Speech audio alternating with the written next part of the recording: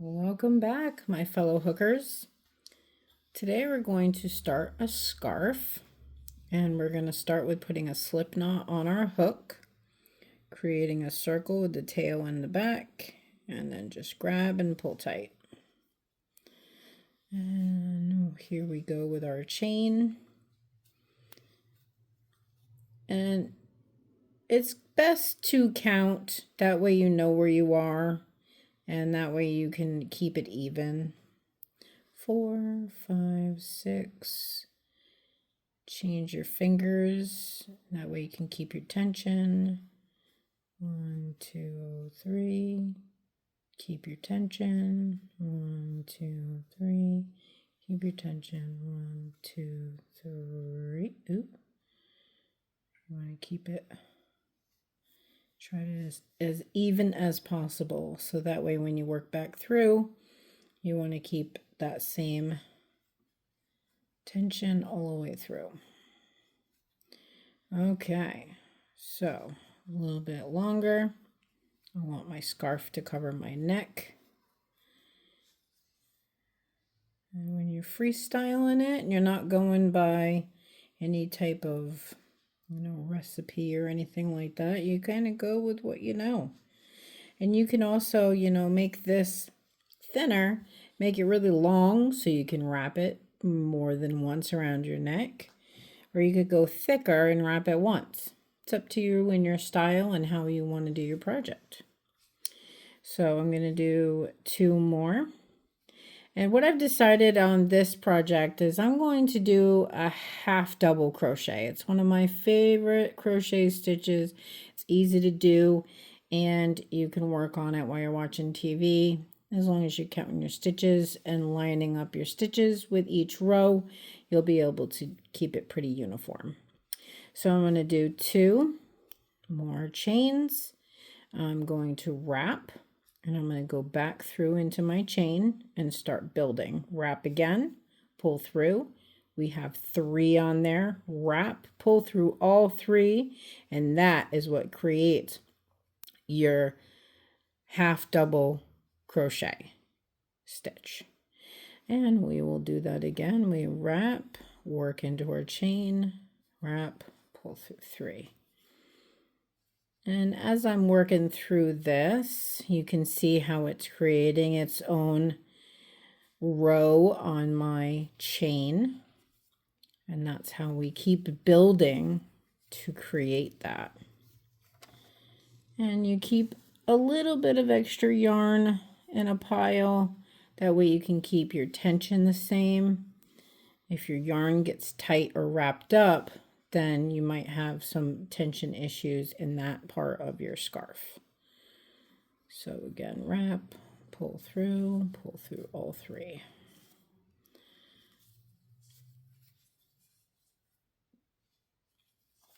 And as you're practicing and working on projects, you might notice that you made a little hiccup or your tension's not perfect. It's okay to fix a mistake, especially if you catch it early. Now, if you catch it when you're, really into it, depends on how it looks. If you really made a boo-boo and it's uneven, then you might have to rip it all out and start again. And that's what we call frogging, ripping it out. We frog our project. Again, we want to keep our yarn pile going. That way we can work from that pile and our tension stays the same. And keep working back through your chain. And it's good to do as you're working, just keeping that little bit of yarn piled up.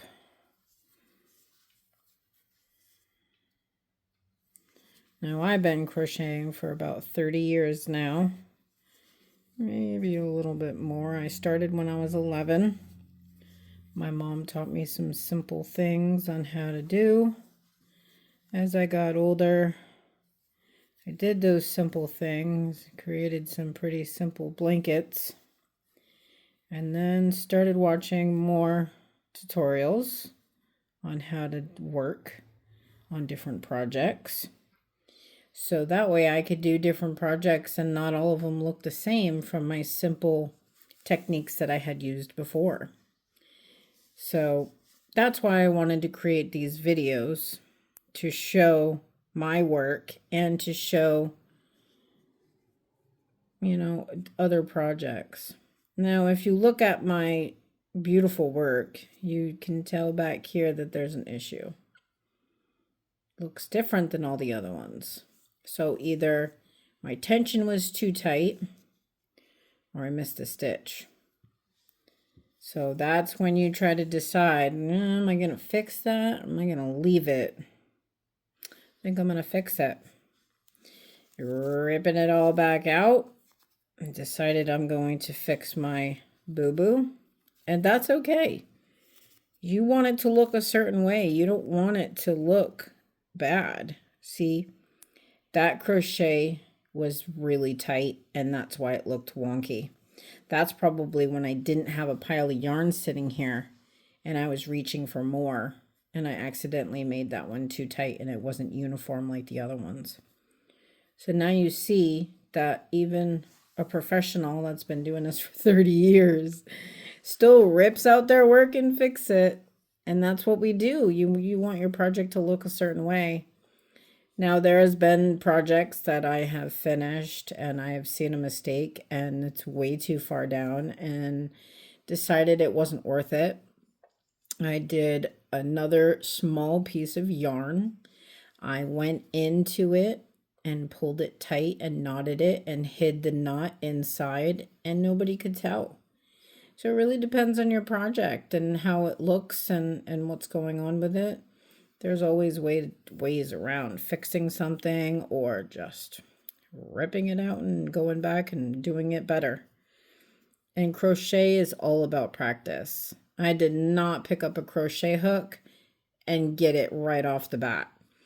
It took me a long time to create my tension, to tell my fingers what to do.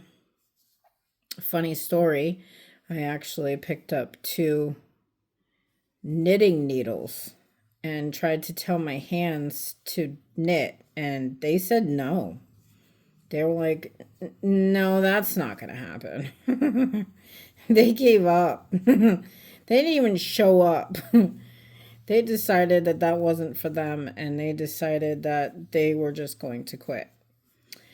So knitting and me did not get along, so it's back to crocheting for me, which is fine because this is what my hands are used to and I can work on projects while I'm watching TV and it's easy. You just kind of get used to what you're doing. Sometimes you got to look down and make sure that you're paying attention to where you're sticking your hook, as you don't want to skip into a different area because then it's going to look all bumpy right there and it's going to be not as even, and you want it to be as even as possible. So let me get to the end down here of our chain. There we go. And sometimes certain yarns are better than others. Some pull apart as you're working with them, and it's really hard to work fast because you're paying attention to how the yarn is acting. Other times the yarn's perfect and it's acting right. And I have found that, of course, more expensive yarn does better, works better, softer. There's so many different types of yarn out there that you can work with. There's even just thread, and I have made videos using just thread to create different things. I made some really cool earrings with thread. All right, now that I've worked my way down to the edge, I'm on my last one. I'm going to make it as tight as I can. Now I have to turn.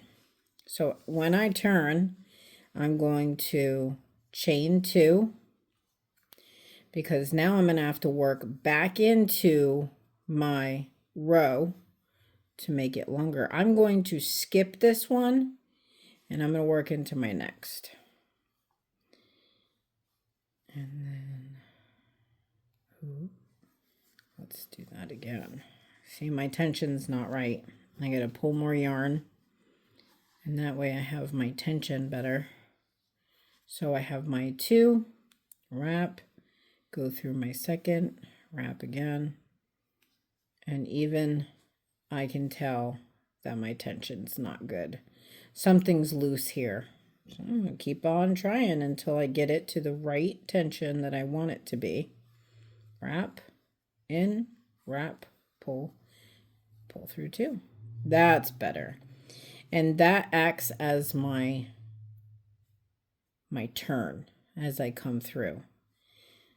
I like that style. You can do it other ways. That's the style that I've always used. And then you just keep working through your next row. And this is how we start. Now, you could start a scarf like this. You could start a blanket like this. Obviously, if you want it bigger, you just add your chain as long as you want it or as short as you want it to create what you want to create. All right, thank you, hookers, for stopping in again. I hope this tutorial helps with starting your scarf and a half double crochet. It looks really cool, and I'm sure we'll be doing it on other projects in the future. Bye, hookers.